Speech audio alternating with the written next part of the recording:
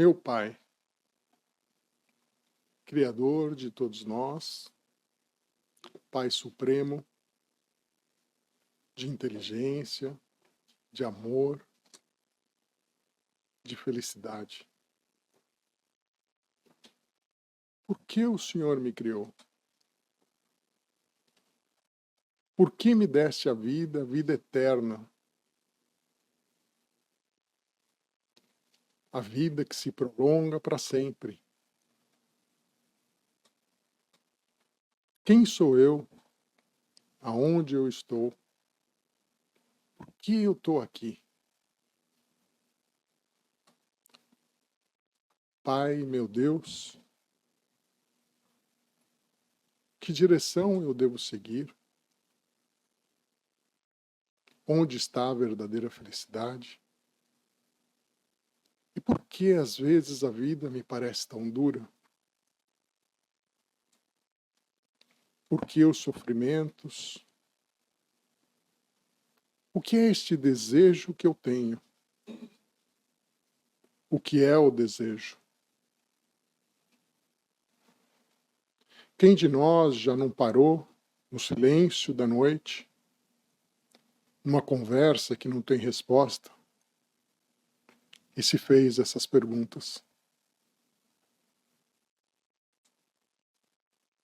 Quem de nós já não se questionou a respeito desse universo imenso, desse planeta que habitamos, de todos os recursos do Sol que nos ilumina? Por que de tudo isso? A dona Joana nos ensina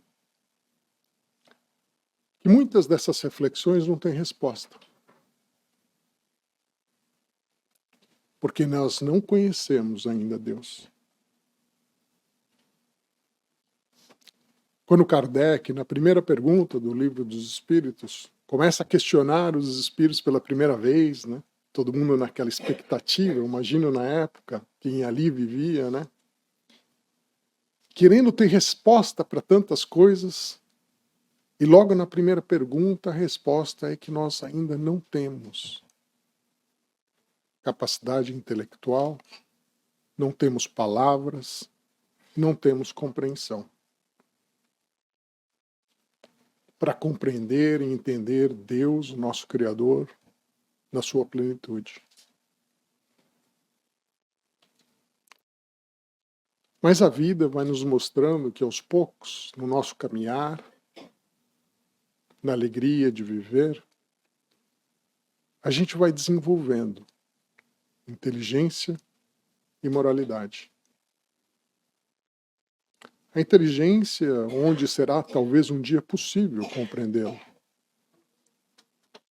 Ao menos nos inspirarmos em Jesus, que quando aqui na Terra nos deixou bem claro que compreendia o Pai plenamente, que Ele e a mente do nosso Criador eram uma só. E todos nós caminhamos para isso. Alguns em um passo um pouco mais lento, outros talvez acertando um pouco mais.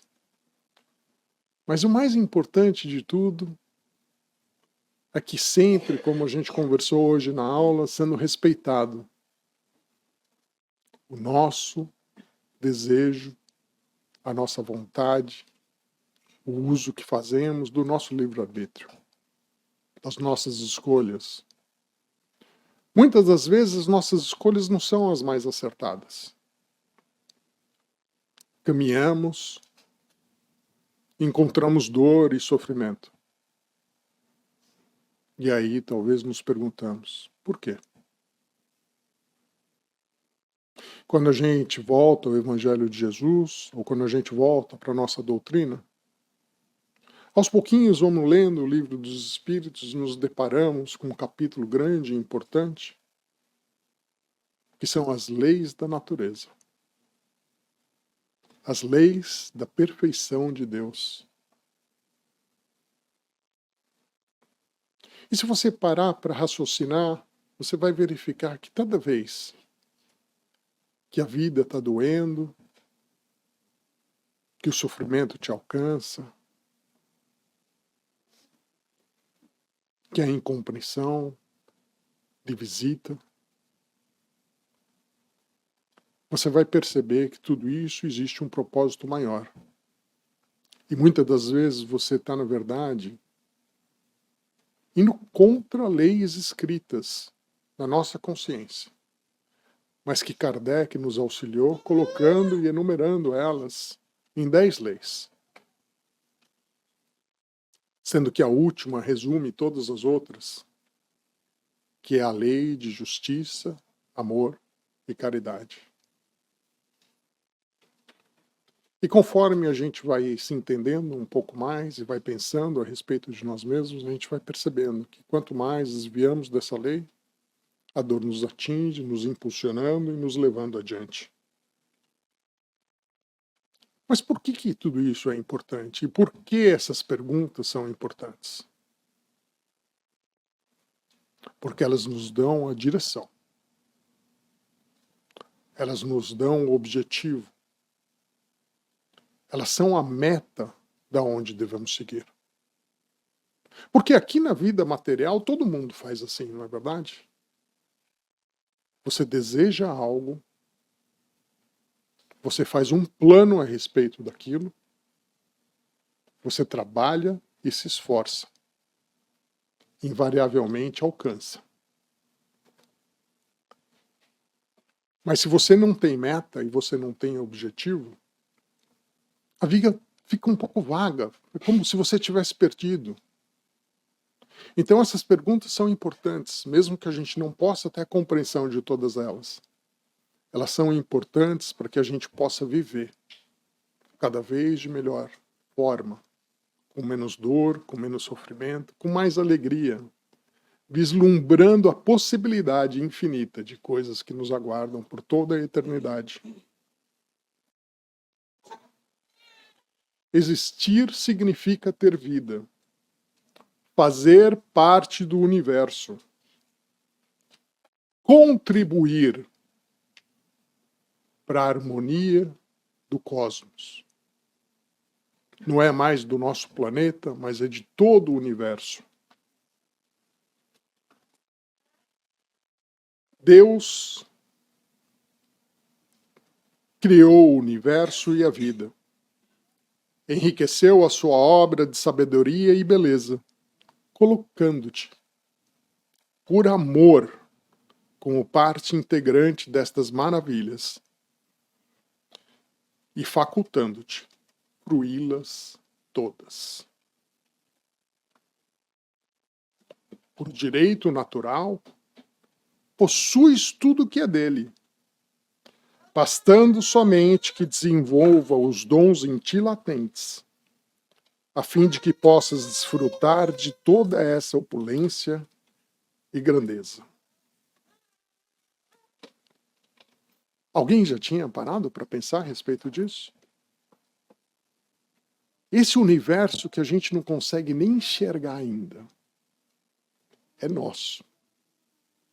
Nós somos parte dele.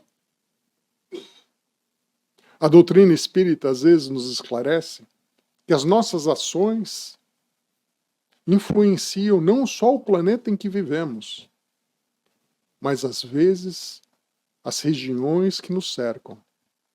A gente tem um exemplo disso quando o Chico disse que a Terra estava passando por um período de provação, para ver como é que iríamos lidar com relação às armas nucleares. As nossas ações não estão só restritas à nossa família, aos nossos amigos, à sociedade que vivemos. Vai muito além disso. A gente é parte integrante desse todo. Como é que eu posso contribuir? Como é que eu posso colaborar com tudo isso? Se você parar para pensar, quando conversamos com Deus no silêncio da noite, A resposta, às vezes, nem sempre vem de maneira imediata como eu gostaria, naquela forma de uma voz grossa e forte, falando no meu íntimo. Da última vez que eu estava com um pouco de um sentimento de angústia ou de dor, e eu rezei no meio da noite, é claro que no dia seguinte eu acordei um pouco mais aliviado.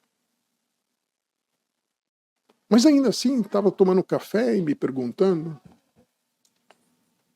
falei assim, meu pai, mas por quê, né? Por que que tá tão difícil, né? E aí eu fui seguindo o meu dia, e o dia estava difícil, eu estava passando por um pouco de dificuldade, não estava, as coisas que eu faço não estavam vendendo muito bem. No primeiro telefonema do dia, me ligou um investidor. Eu vi o nome dele e falei assim, meu Deus do céu, era cedo, ele mora na Europa, né? Eu falei assim, não vou atender. É muito cedo para ele estar me ligando. Para ele é 11 horas, mas para mim ainda são 7h30 da manhã. Mas eu olhei de novo e falei assim, vamos começar a trabalhar, né? Já estou acordado, já tomei o café e vamos que vamos, né? E aí começamos a conversar, e eu comecei a descrever, e o que eu estava fazendo, a taxa de juros aqui atrapalha muito, né, as vendas daquilo que eu faço. Eu comecei, tá difícil. E aquela pessoa foi a resposta de Deus naquele dia. Ele foi de uma doçura, de uma gentileza, de um conforto. Ele trouxe na minha mente, no meu coração, a esperança para aquele curto momento da vida. Em uma hora ele me cobrou, falou alguma, puxa, eu também fiquei preocupado. Ele falou, você não fica assim, aqui também está tão difícil. Ninguém vende nada, ele tem outros negócios, o restaurante não está vendendo nada, não sei se vai fechar, perdi dinheiro aqui, perdi ali, segue em diante. Deus conversa conosco nas horas que a gente menos espera, você não sabe de onde vai vir, é da pessoa que você menos esperava, através de nós mesmos. Porque Deus não é humano, e a gente sabe disso. Kardec deixou isso bem claro logo na primeira pergunta. Jesus é humano, é como nós, espírito, criado por ele. Simples, ignorante como todos nós. Chegou no ponto que chegou e nos auxilia. Deus conversa conosco através de nós mesmos. Quantas vezes na sua vida alguém não fez esse papel de Deus ao lhe confortar o pensamento, a lhe abraçar, a lhe trazer uma palavra de encorajamento? A gente precisa entender que nós somos co-criadores desse universo, desse cosmos maravilhoso que estamos inseridos e que tudo que está à nossa volta nos pertence. Para a gente ser essa pessoa da palavra gentil também e trazer a felicidade que nos inunda, que é a caridade, nos inunda de alegria, de esperança. E aos pouquinhos a gente vai se desmaterializando, vai se largando dessa matéria.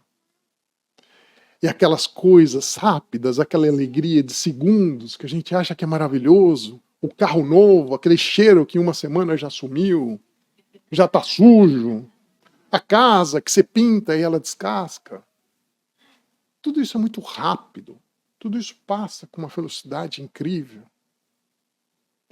Mas quando você estende um carinho, uma ajuda, uma palavra de conforto a alguém, isso fica contigo por uma semana, por um mês, aquela sensação você quer repetir, você quer seguir. Isso é tomar parte nesse universo. Talvez aí a gente comece a entender o porquê da nossa existência. Por que que estamos aqui? Por que que vivemos? Mas é necessário a gente limpar um pouco a mente, trazer à razão que aquilo que a gente já tem condição de entender, refletir a respeito do tempo. Porque o nosso tempo ele é muito restrito. Até então a gente pensava no tempo na faixa de 60 anos, que era o que o homem vivia. A gente olha as histórias de 1000 anos atrás, as pessoas morriam com 40, 50. Hoje acho que todo mundo aqui sabe que vai ver pelo menos 90, a gente já está até ajustando um pouco, né, a questão da aposentadoria, né? Pô, não dá mais para aposentar com 60, né? Vou ver 90, vai ter que trabalhar um pouquinho mais, né? Mais adiante. Mas o que é 90 anos na eternidade da vida? O que é 90 anos para a progressão do espírito? É nada. É nada. A gente tem a história desse maravilhoso espírito que contou tudo. Desde que quando ele era um sacerdote no Egito, depois por 2 encarnações, foi senador em Roma, dono do mundo, né? Na concepção materialista, né? Você ser senador em Roma, você era dono do mundo, né? Depois voltou à terra como escravo. Continuou a caminhar. Algumas vezes veio como bispo, padre, desbravador. Até o ponto que a gente está hoje, escreveu tantas obras pela mão do Chico, nos trazendo tanta informação e contando o quanto é lento o nosso progresso, trazendo à mente a nossa reflexão, para que a gente possa pensar a respeito do nosso imediatismo. Quando a gente cobra do outro, olha, você não pode mais fazer isso, mas escuta, não, calma, tem um tempo, Deus aguarda todo mundo, por que a gente quer tudo para ontem? A gente lá em Ohio está estudando a obra do Emmanuel, né? E é interessante porque tem uma reflexão que me chamou muito a atenção. A gente terminou a obra há 2000 anos e entramos agora no livro Renúncia, né? E a gente, há 2000 anos, a gente tem a figura da Cláudia Sabina. Não sei se vocês têm familiaridade ou não com essa obra, né? E na obra seguinte, né, em Renúncia, ela está reencarnada como Susana Duquesne. E aí, logo no começo, quando a gente começa a história, então você vê que a Cláudia Sabina, na primeira obra, ela tinha um falso amor na cabeça dela, né, e ela destruiu a vida de uma pessoa casada. Ela destruiu. Ela queria de todo jeito passar em cima. Ela foi lá e conversou com o imperador romano da época, inventou uma viagem só para ir ela e a pessoa que ela achava que ela amava, né? Ela matou gente, ela fez de tudo. E aí o Renúncia começa com o primeiro capítulo, esses espíritos, né? Lá na erraticidade, né? Conversando. Ai, vamos voltar, né? Vamos todo mundo junto, um ajuda o outro, né? E não, vamos, e aí aqueles com mais medo, ai, cara, eu não vou, tenho medo dessa mulher aqui, e a gente vai de novo com ela, né? E aquele mais elevado, né? Falando, não, vamos todo mundo junto, eu vou como pai de todo mundo, e vamos que vamos. E aí você começa a ver, de novo, as histórias se repetem da mesma forma. Agora está a Susana, do mesmo jeito, querendo atrapalhar a vida dela, do primo dela. Naquela época as pessoas casavam, né, dentro da família, né? Ela achando que ela é apaixonada pelo primo, e o primo já tem a mulher dele, encontrou a mulher, e ela logo no começo, mas como? Não sou eu, é a outra, e começa da mesma forma. Mas surpreendentemente, logo no começo da história, ela não mata mais. Ela continua fazendo todo aquele terror, mas teve uma época ali que tiveram todos com varíola, ela, no fim ela estava ajudando um pouco aquela que ela entendia como oponente dela. Ela acaba fazendo um monte de coisa ruim, mas você vê o quanto lento é a progressão do espírito. As intenções são as mesmas. Ela teve lá na erraticidade, conversando com todos. Ah, não vou fazer mais, prometendo um monte de coisa. E volta à Terra, volta na mesma situação, mas um pouco melhor. Agora ela já não mata mais. Pela primeira vez, me veio à mente o que às vezes os espíritos nos ensinam, mas vocês estão achando ruim dessa pessoa porque ele, hoje foi dado o exemplo, né? Ele só matou 2.000 nessa encarnação, tá ótimo. Na outra ele matou milhões. Eu via aquilo e falava assim, vai, isso é coisa de espírito, né? Não pode ser assim, mas é. Porque a gente só enxerga a vida naquele espaço de 90 anos. A gente precisa ampliar isso. O que são os 90 anos? Frente à eternidade, Jesus trabalha por esse lugar onde nós vivemos, com toda essa beleza, como co-criador de Deus que Ele é. Jesus faz parte de uma comunidade de outros espíritos angélicos e Ele é responsável por esse planeta. A gente pode ler isso nas obras. 4 bilhões de anos. Você tem ideia do que é 4 bilhões de anos? E a gente acha que não, eu vou mudar, eu vou largar esse vício, e vou deixar de fumar nessa encarnação. Às vezes não é assim. Às vezes você toma consciência, mas aí para transformar aquilo em ação leva um tempo. Às vezes, na encarnação passada, você parou de fumar, voltou, parou de novo, voltou e fumou até morrer. Aí nessa você vem, a hora que você vê, você está fumando de novo. Mas aí você parou e conseguiu. A transformação de nós, espíritos simples e ignorantes, ela é lenta. E tem que ser assim. Porque a gente tem a eternidade para chegar. Não é amanhã. A mesma consideração que temos conosco, temos que ter com os outros que nos cercam. Quando a gente entende isso, você passa a ver a vida mais de si para si mesmo. E nem tanto a influência dos outros no exercício do teu dia a dia ou da tua felicidade. Quando a gente começa a pensar a respeito das coisas que o Espiritismo nos traz, a gente passa então a entender que se eu colocar toda a energia só em mim mesmo, eu acho que ela é de melhor proveito. Porque se eu não vou mudar aquele do meu lado, por que eu vou gastar energia com isso? Às vezes a gente passa uma vida de um casamento de 50 anos, né, para lá no 39º ano entender isso. Não, porque eu preciso mudar ele, né? Porque não, tem umas coisas ali que aos pouquinhos eu vou ajustando. Quando a gente casa, pensa assim, né? Aos pouquinhos eu vou ajustando. Quanto tempo perdido com isso? Só tem uma pessoa que precisa se ajustar, que sou eu mesmo, para que aquilo não me toque, não me afete mais. É tão mais produtivo e é tão mais rápido, né?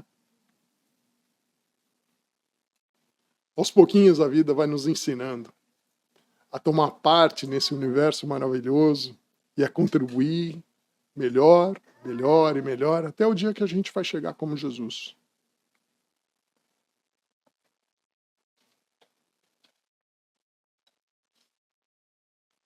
Assim como também é necessário vivenciarmos os cursos em que nos matriculamos. No planejamento da nossa encarnação, seja um curso na pobreza ou na riqueza, cada vez que a gente entende que a evolução do espírito está ligada à quantidade de experiências que podemos ter, você passa a encarar de maneira diferente as dificuldades da vida. A gente viu a história do Emmanuel um pouco antes e o propósito era exatamente isso. Ele foi senador, ele foi dono do mundo, né? Eu falei aqui. Na outra ele foi escravo. Alguns assim, eu quisera que fosse ao contrário, que ele tivesse sido escravo e senador, porque alguns, né, às vezes a gente remete isso, fala assim, foi uma punição, era a lei de ação e reação. Não. Deus na sua bondade não pune. Ele traz a experiência necessária no momento oportuno do seu esclarecimento. O Emmanuel, depois de encontrar com Jesus, teve a oportunidade, agora já esclarecido, de ter a experiência que era adequada para o seu crescimento, a experiência da humildade como escravo. E aquilo lhe impulsionou como que um estilingue. A gente pode dizer como um estilingue porque, né, nós estamos falando de 2000 anos atrás e ele hoje está escrevendo livros e a gente falou aqui a respeito da evolução. Se a gente é co-criador desse universo de Deus, é necessário que a parte que o compreendemos já a gente passe a agir da mesma forma, com relação ao nosso próximo, às pessoas que nos tocam. Por que exigir daquela pessoa que vive ao nosso lado algo que ela ainda não está pronta para dar? Eu não me esqueço de uma passagem também que para mim é muito importante, onde Joana de Cusa, na época, né, na mesma época de Roma, foi conversar com Jesus a respeito de seu marido, né, que era um bruto, né, era governador, né, era o Antipas na época. Não tenho certeza se era o Antipas, mas enfim, era um bruto. E ela falou: mestre, meu coração está pleno de felicidade e amor pelos seus ensinamentos. Eu tenho tanto desejo de colocá-los para o meu marido. Como que eu posso transformá-lo? Como que eu posso impor essas ideias nele? Isso é uma luta constante comigo. E Jesus lhe devolveu a pergunta: Joana, Deus impõe aos seus filhos alguma coisa? Deus não impõe nada. Ele aguarda o momento oportuno, a hora certa, para o devido esclarecimento. A gente tem que aprender isso com aqueles que nos cercam, que estão conosco. A gente tem que aprender a aguardar o momento oportuno para o devido esclarecimento e não querer impor as coisas. Jesus naquele dia então falou para ela: volta, filha, volta para casa e ama. Ama muito. E ela sim o fez. É mais uma lição, né, que a gente tem que gravar e guardar conosco.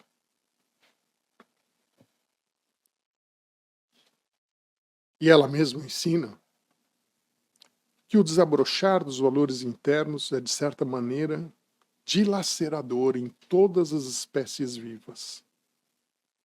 A vida vegetal rompe a casca protetora da semente, a fim de libertar-se. O mesmo ocorre com o ser humano, que se vê envolto pela carcaça forte que encarcera no princípio e cuja prisão lhe deixa as marcas profundas que devem ser eliminadas. Na razão direta em que se desenvolve e passa a aspirar a mais amplos espaços, a mais gloriosa destinação. Os nossos instintos animais serviram a sua razão até o momento em que chegamos. Agora, com inteligência e fazendo uso do nosso raciocínio, é necessário ir à luta.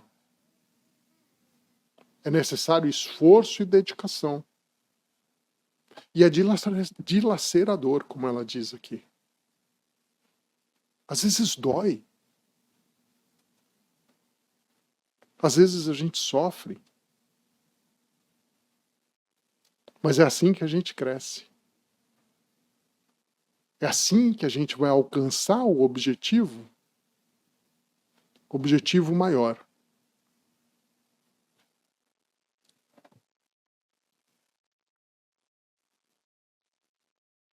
A busca de um sentido existencial por parte do ser humano constitui uma força inata e impulsionadora para o seu progresso.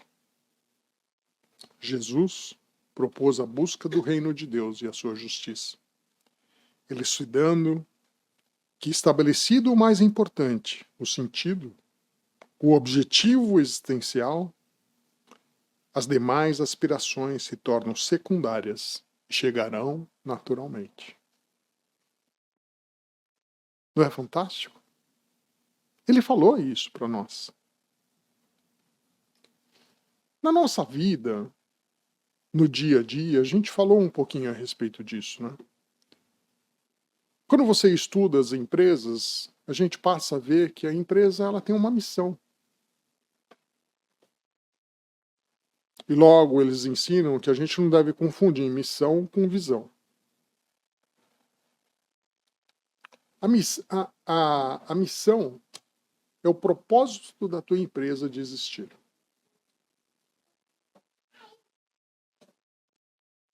A visão é a maneira como você vai alcançar, é o objetivo, é a meta.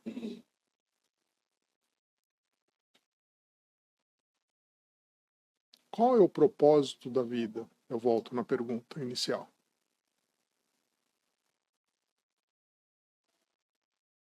E qual a visão que a gente vai empreender para alcançar tal objetivo?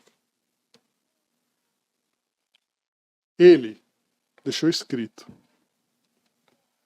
E o Kardec, de maneira muito sábia, colocou no segundo capítulo do Evangelho segundo o Espiritismo.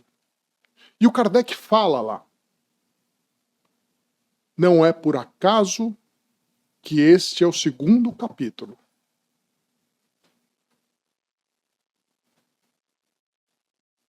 E a gente tem a passagem de Jesus com Pilatos. És o rei dos judeus? Respondeu-lhe Jesus: meu reino não é deste mundo. Se o meu reino fosse deste mundo, a minha gente houvera combatido para impedir que eu caísse nas mãos dos judeus. Mas o meu reino ainda não é aqui. Mais adiante, a conversa segue e Pilatos pergunta para ele: és, pois, rei? E Jesus lhe disse: tu o dizes, sou rei. Não nasci e não vim a este mundo, senão para dar testemunho da verdade. Aquele que pertence à verdade, escuta a minha voz. Por que está no capítulo 2? Porque essa é a meta. Essa é a vida futura. É a busca do reino de Deus, prometido através do nosso sacrifício. Sacrifício do esforço, da dedicação, do trabalho, que você vai conquistar. Ninguém vai fazer por ti. E aí você vai adentrar nesse reino de Deus. E é por isso que ele colocou isso como o capítulo 2, porque esse é o objetivo, essa é a meta, é para onde todos nós queremos ir. Quando a gente se pergunta por que Deus, Senhor, Pai da vida, você me criou, e na sequência fala para onde devo eu caminhar, Jesus veio e deu o exemplo. Talvez na época a gente não compreendeu. Ele estava falando, mas como que Jesus falou que eu não sou rei? Claro que ele é rei de todo esse universo. Mas por que ele falou que ele não é rei? Para dizer que a verdadeira felicidade, o verdadeiro reinado, aquele de alegria, não está aqui. Não é possível ainda. Ele estava colocando meta, objetivo, ele estava escrevendo a visão do empreendimento vida. Ele estava dando a direção. Ele falou: eu sou a luz, eu sou o caminho, esse é o caminho. Eu sou a verdade, eu sou a vida.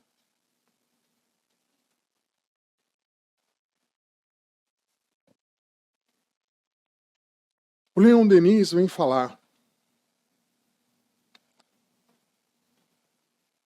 se desligando-nos das influências externas, descermos ao fundo do nosso ser, se analisarmos com cuidado os nossos gostos, as nossas aspirações, descobriremos coisas que nada na nossa existência atual pode explicar.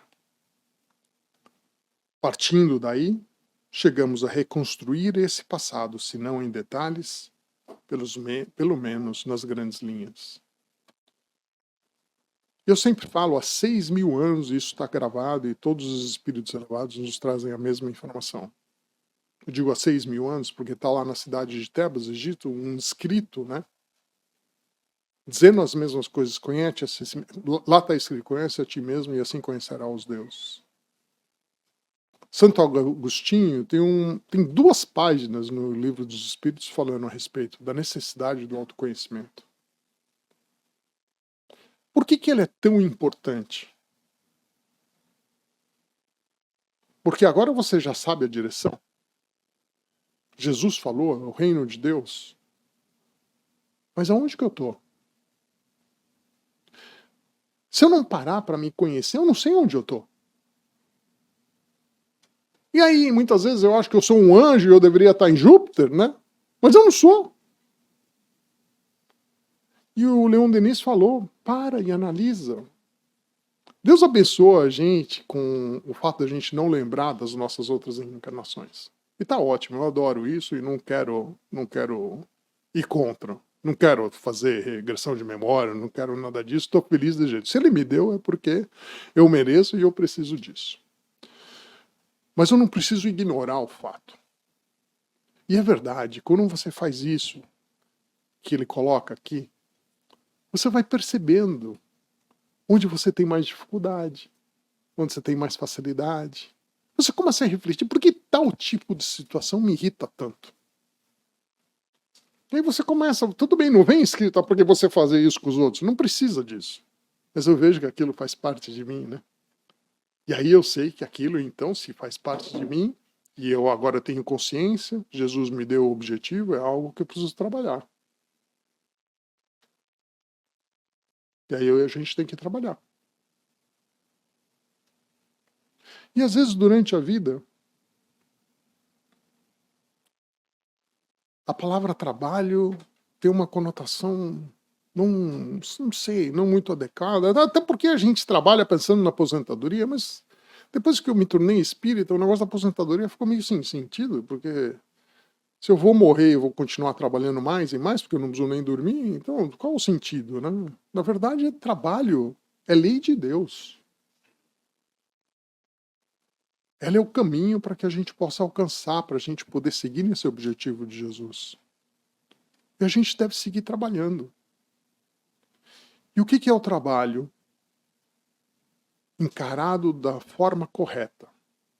Ele é eficiente, ele é duro, mas o dia passa rápido, não é verdade? Quando o trabalho não tem desafio, ele fica meio boring, né? Ele fica meio assim, parece que assim, o dia não acaba, né? Você olha, nossa, esse dia aqui não anda, né? Parece que a coisa não está andando.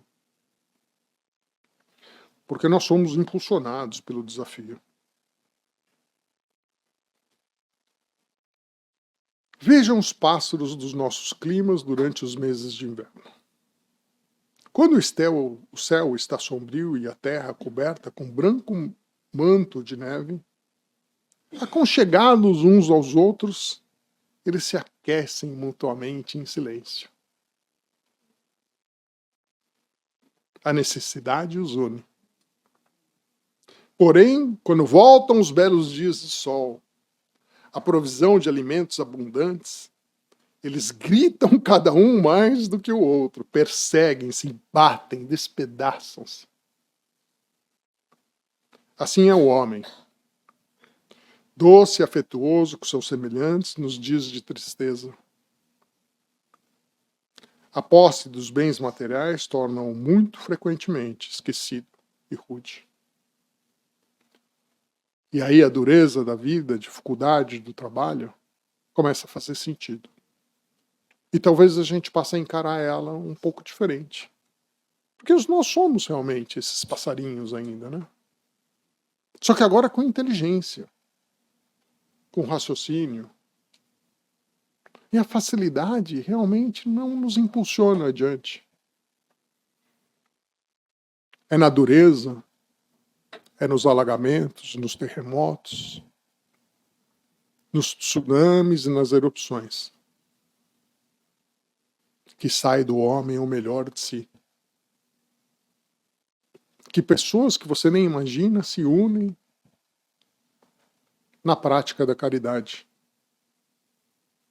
no exercício da nossa destinação, no desenvolvimento do nosso amor.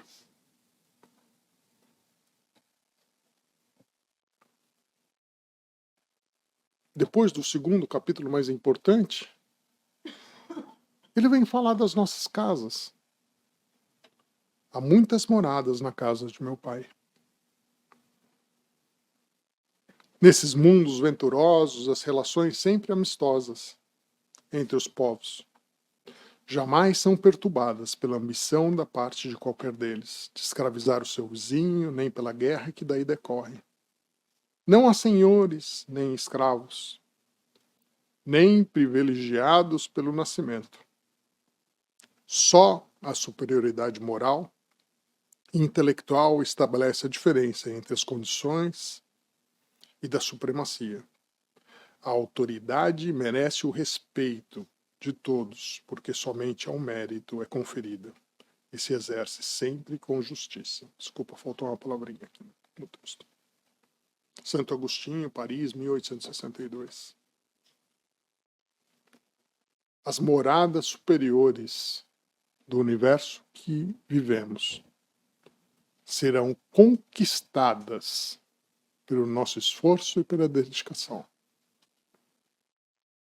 e pelo nosso merecimento. E aí eu volto naquela coisa, né? Então por que eu tô querendo mudar aqui o meu vizinho, o meu companheiro, né? Só depende de mim. Não é verdade? Qual o sentido disso daqui?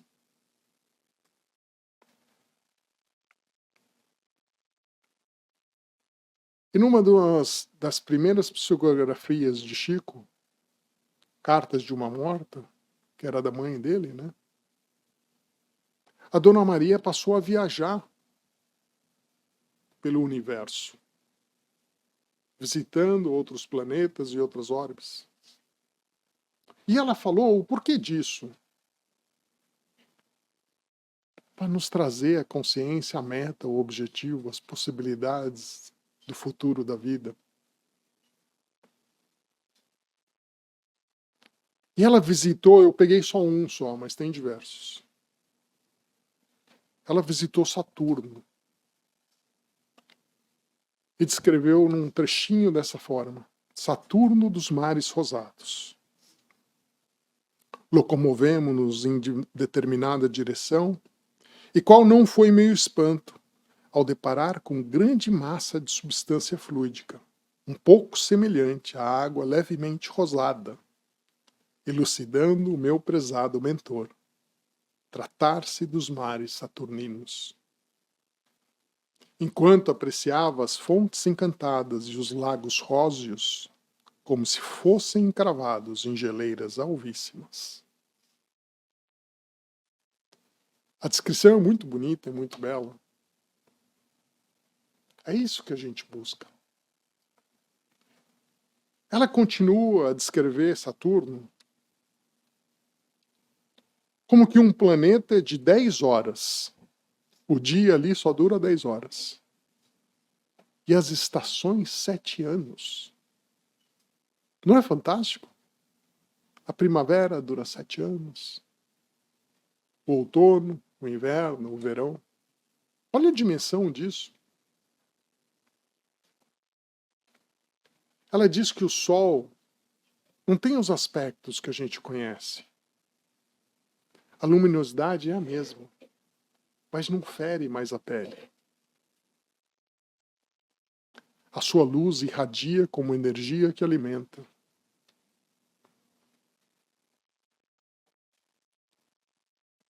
Quando os saturninos chegam, passam da infância, a mediunidade é totalmente aberta. A comunicação entre os espíritos encarnados naquele planeta e os desencarnados é como se não houvesse diferença. Não existe mais a vida encarnada e desencarnada. A mediunidade é totalmente aberta. Não é maravilhoso? Quem não quer? Quem não quer lutar? Quem não quer adquirir mais inteligência? Principalmente mais moralidade? Para habitar um planeta como esse?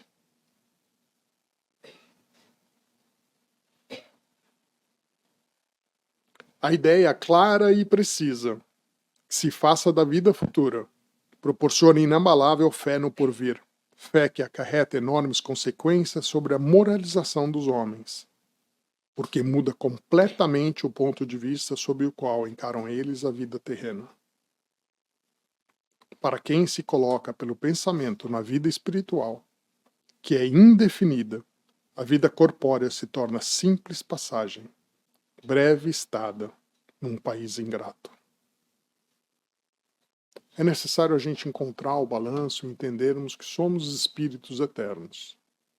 E não só essa pessoa aqui vivendo nesse corpo. Não tem nada de errado a gente procurar o nosso bem-estar. Não tem nada de errado. O que não pode é a gente exagerar e só buscar isso. Nós somos muito mais do que essa vida material que nos cerca. Deus não condena que a gente busque esses gozos terrenos. Mas Ele adverte que o abuso deles não nos leva à felicidade. E esse é o ponto que a gente tem que ter. Os materialistas sofrem por menor que seja a perda, a decepção, a injustiça. O orgulho, a vaidade, são tantos outros tormentos que podem ser evitados pelas nossas ações e pelo nosso desejo. E o Kardec continua ensinando que aquele que se identifica com a vida futura assemelha-se ao rico, que perde sem emoção uma pequena fortuna. Ao contrário que aquele onde os seus pensamentos se concentram na vida terrena. É o pobre que perde absolutamente tudo. Tudo. Ninguém quer perder tudo, não é verdade?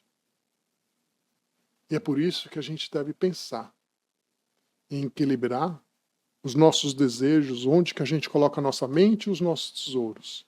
Se são só nas coisas materiais, ou se são também na vida eterna.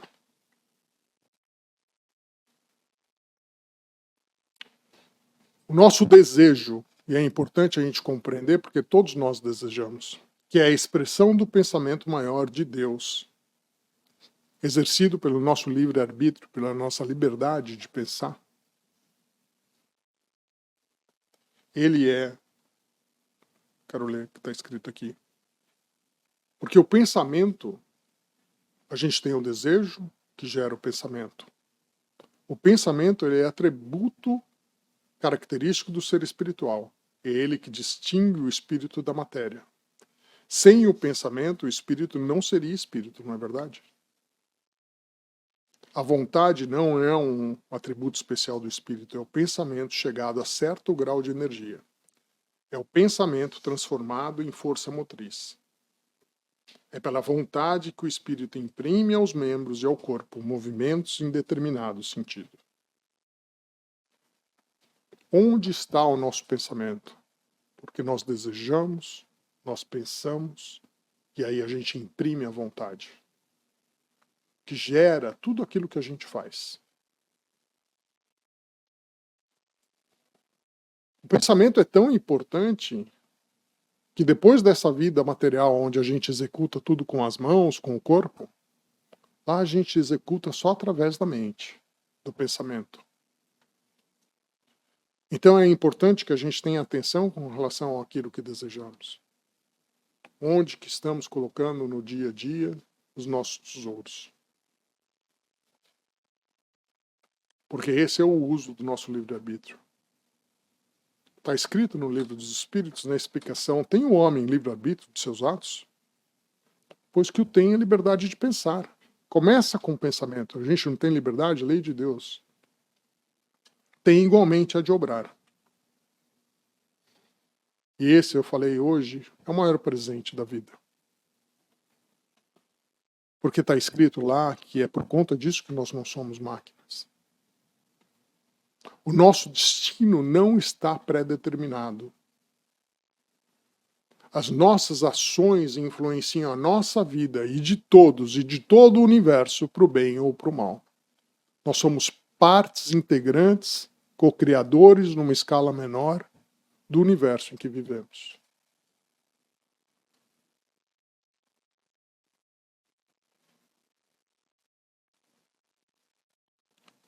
Por isso que Jesus diz: entrai pela porta estreita, porque a larga é a porta da perdição e espaçoso o caminho que ela conduz. Muitos são os que por ela entram, quão pequena é a porta da vida, quão apertado o caminho a que ela conduz, e quão poucos a encontram. Ânimo, trabalhadores, tomai dos vossos arados, das vossas charruas, lavrai os vossos corações. Arrancai deles a cisânia, semeai a boa semente que o Senhor vos confia, e o orvalho do amor lhe fará produzir frutos de caridade.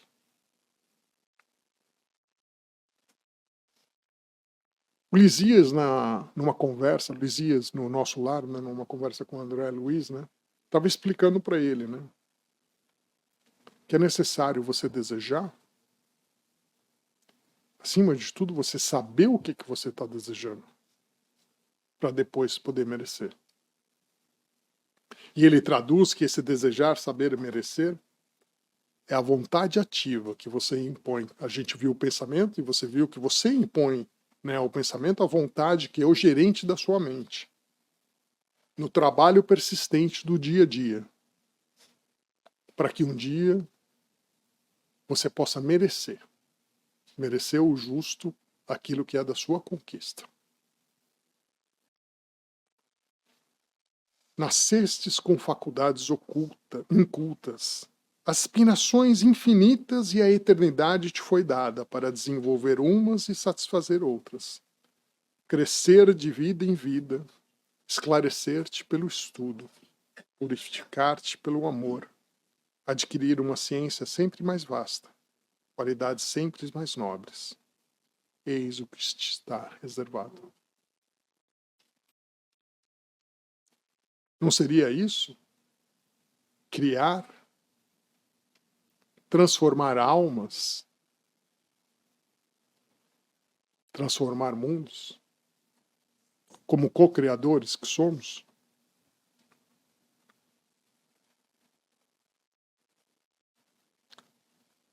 Virá um dia que esses mundos gigantescos se dissiparão para dar lugar a novos globos, a outras famílias de astros que emergem das profundezas.